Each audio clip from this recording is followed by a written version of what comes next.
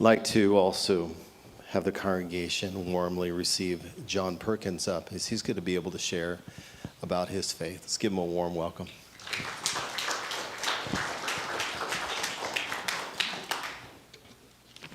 So I heard Sue mention 7.5 minutes. I think Jill and I were given 3 minutes, so anyway. And also, since I only have 3 minutes, I won't be singing a song like John did. So I had a song, but now I'm not going to sing it. That's not true. All right, here we go.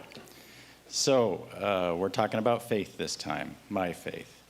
In Matthew 14, Jesus told Peter to walk on the water to him. Am I walking on the water or sinking or sunk? I'll get back to that question at the end. So I grew up in the Lutheran church where I was baptized, confirmed, and married. I never missed a Sunday at church unless I was sick or we were out of town.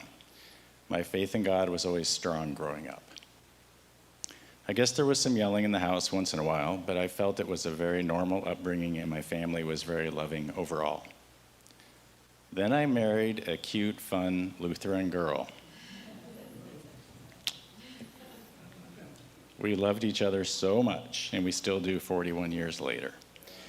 Next, I finished college, got a great job, and we had our 4 wonderful kids, all baptized and confirmed in the Lutheran church. We were rolling. My faith in God up to that point was rock solid, and it all made sense, and frankly, was so easy. So I know that the ease of my life isn't based on my going to church and all the things that come with that, though it did occasionally enter my mind that church going was why I had such an easy life, and thus an easy path to heaven. Anyway, 8 months after our youngest daughter, Sarah, was born, my easy life got difficult. Karen's parents, Dick and Cheryl, were killed instantly in a motorcycle accident. They were 56 and 52 years old, and Karen and I, plus our kids, had been on vacation that Labor Day weekend in 1997. There was a voicemail from Karen's brother when we got home, and she called him right away and got the news. My parents and our pastor came over right away, and boy, did we pray and cry and cry and pray. If anything, this strengthened my faith, and it also made me forget that silly thing about how church was going to help me have an easy life. Church going.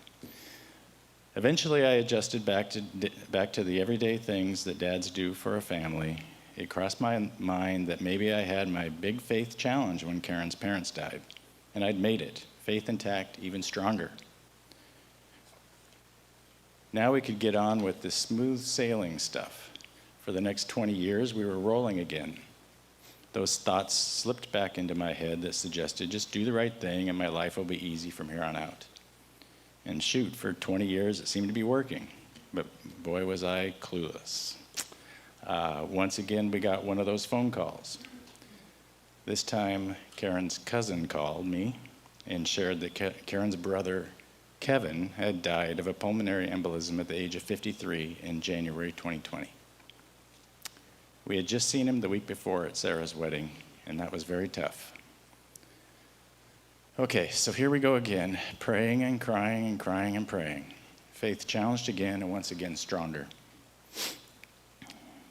When we got the call about Kevin, my parents had been dealing with Alzheimer's and dementia at the same time for a few years. And it was tough, extremely tough. My father passed away 5 months after Kevin died, and my mother 2 years later. And once again, tons of praying and crying and crying and praying. And at this point, I was getting pretty worn down, but interesting to me, my faith kept getting stronger. Surely I wasn't going to fight that. About a year after my mom passed away, our son, Nate, didn't answer a Skype call we had set up to discuss his wedding. And we never did hear from him. This time we got a knock on our door at 4:30 in the morning the next day from the Tualatin police letting us know he had died. He had gone on a hike in the Arizona desert alone and died of heat stroke. We had more praying and crying and a little bit of anger and more crying and praying. My faith was challenged again, and once again it was stronger, way stronger. I no longer think just doing the right thing will make my life easier or it is a path to heaven. Boy, was that silly. So back to the initial question, am I walking on the water or sinking or sunk? My answer to this question is easy. I'm walking on the water every minute of every day, just as Jesus asked Peter to do in Matthew 14.